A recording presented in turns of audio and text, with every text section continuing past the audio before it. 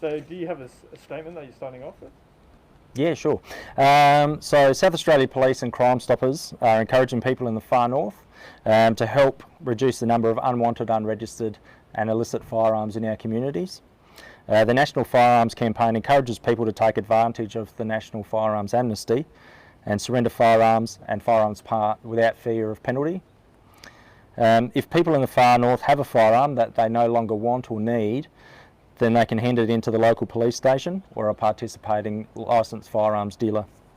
Whether it's an inherited family heirloom, an old gun left in the back of the shed received from a family or friend, or a firearm legally registered but no longer needed, they all remain a potential risk to the community and their safety.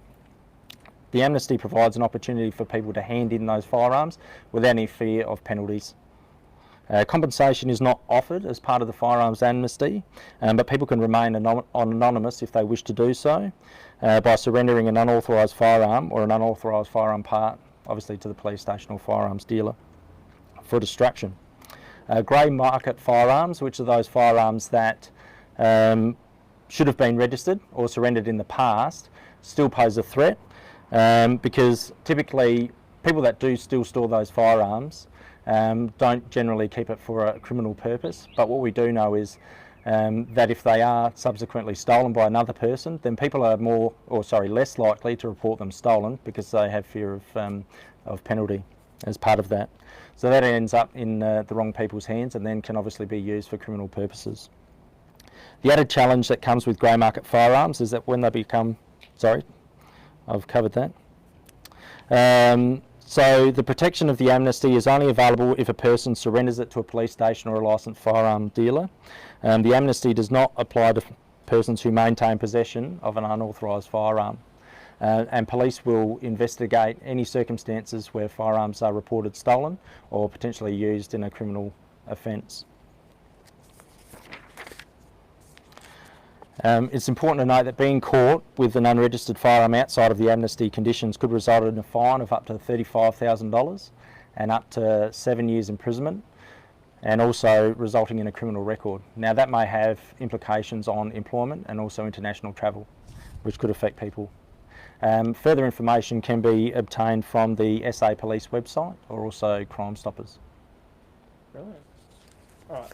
Then I might just ask a question. How much of a threat are illicit firearms causing our community?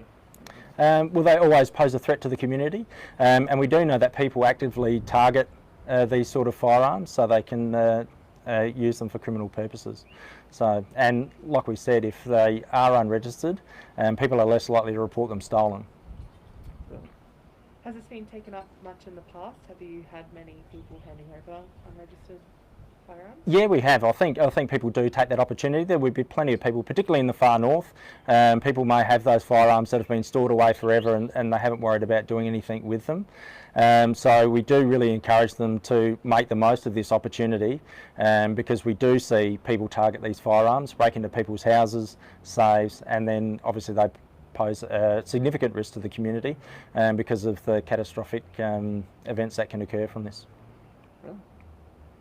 Do you think there would be a higher number of those firearms in this region as opposed to maybe other places in Australia? I don't know the exact figures, but in the regional areas we have a massive amount of firearms, particularly for farmers and those sort of people that use them for specific purposes. So there would be multiple out there. I don't have the specific figures though, sorry. That's all my questions. Yeah, I think you covered most of them in the press release. No worries, all right. Brilliant.